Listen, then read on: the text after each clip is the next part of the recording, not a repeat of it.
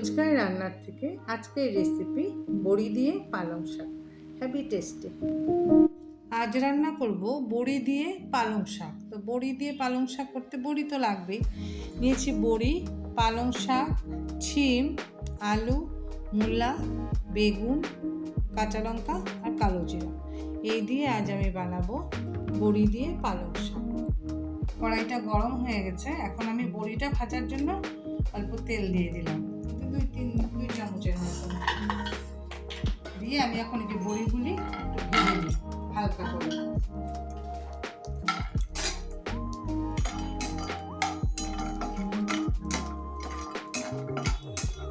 বড়িটা একটু ভাজা করে নিই। যে বড়িটা ভাজা হয়ে গেছে, এখন আমি এইভাবে ভাজা করে নিয়েছি, বড়িটা উঠিয়ে নিলাম। তাতে আমি এখন তরকারিটা করার জন্য আর খানিকটা তেল দিয়ে দেব।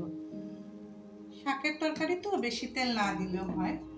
তো এখন আমি তাতে দিয়ে দিব আধা চামচ কালো জিরা। এই যে আধা চামচ কালো জিরা দিয়ে দিলাম।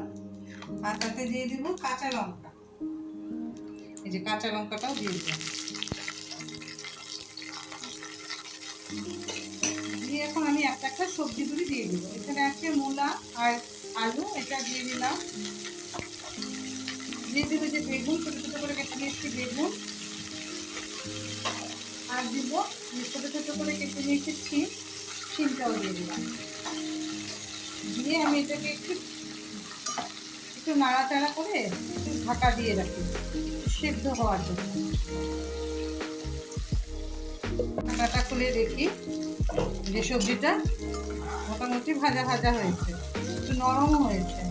এখন আমি তাতে দিয়ে দিব খানিকটা হলুদ, আধা চামচের মতো আমি হলুদ দিয়ে দিলাম। আর দিয়ে দিব স্বাদ মতন, শাকটাও দিব তো সেই হিসেবে স্বাদ মতন লবণ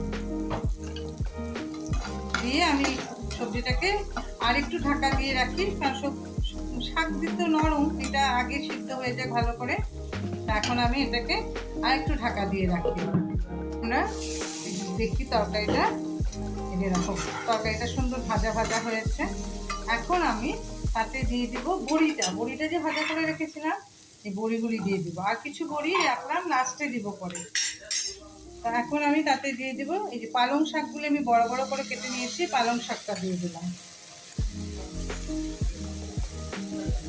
দিয়ে এটাকে নেড়ে চেড়ে একটু কম হিটে ঢাকা দিয়ে, একদম মিডিয়াম আঁচে ঢাকা দিয়ে রেখে দেবো। শাকের জলটা একটু বেরোবে, শাকের মধ্যে যে একটা জল থাকে।